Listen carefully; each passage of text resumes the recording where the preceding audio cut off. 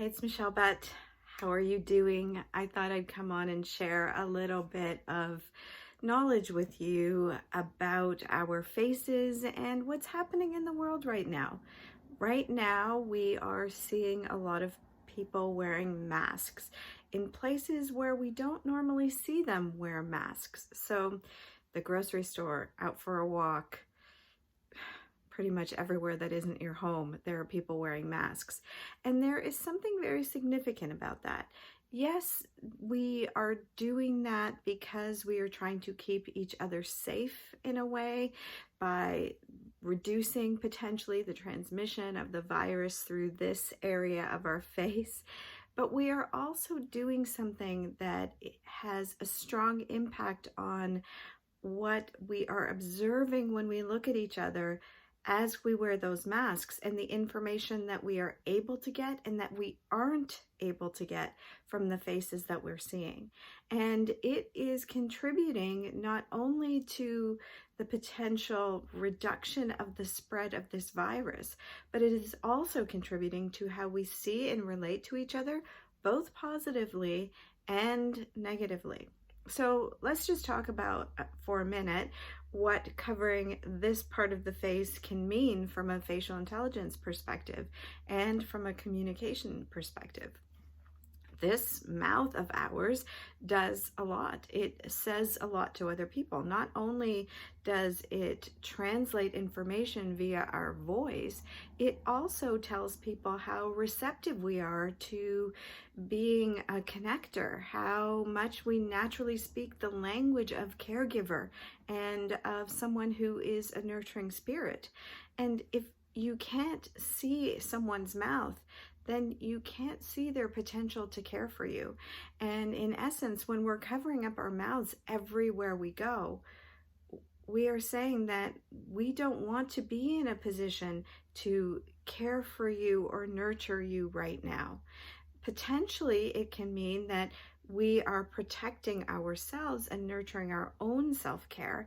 And that is the silver lining under all of this, that unconscious action is saying, and conscious action, that we are really wanting to implement self-care.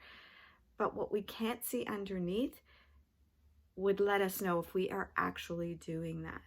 Because if there are lines coming down from the mouth or a very thin pursed mouth that is indicating stress underneath that mask, then we're saying we're not ready to care about you, and we aren't really representing a lot of good self-care right now. Potentially there's fear, potentially there's worry, and that's all showing up in a place that now others can't see and we can't help you through. So what do we do now? Because this is the face of our world right now. How do we use the other features on the face or the other things we are observing from a communication standpoint to still make connections with other people? Because we're human beings, we're wired to connect. We still need to do this. So we can look at other places on the face. We can look at the eyes, which give us lots and lots of information. We can look at someone's eyebrows and know how they need to be spoken to so that they feel more comfortable in deciding whether or not to even have a conversation with us from that 6 feet distance away. We can check out their joy lines and see if, even though we can't see how much they care or they can't see how much we care if we're wearing masks, we can smile and watch the eyes crinkle and see that and that light sparkle to know that, okay, we are connecting. Or if you see the furrow of the brow, maybe that is, please don't come near me. I don't want to connect with you. This is all too overwhelming and I'm very frustrated. So we are redefining in this time of our life the way we connect with each other. There's no doubt about that. We're creating physical distance. We're hiding parts of ourselves.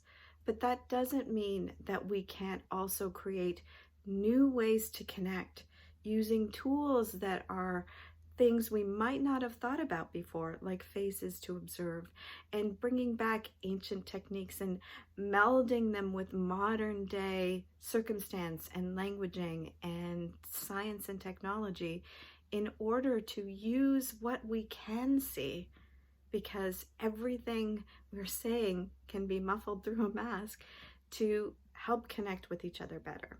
So as I bring videos to you now going forward, we'll talk a lot more about how to connect by becoming a more observant person, how to lead and care for others and build connections with these tools that are now more relevant than ever.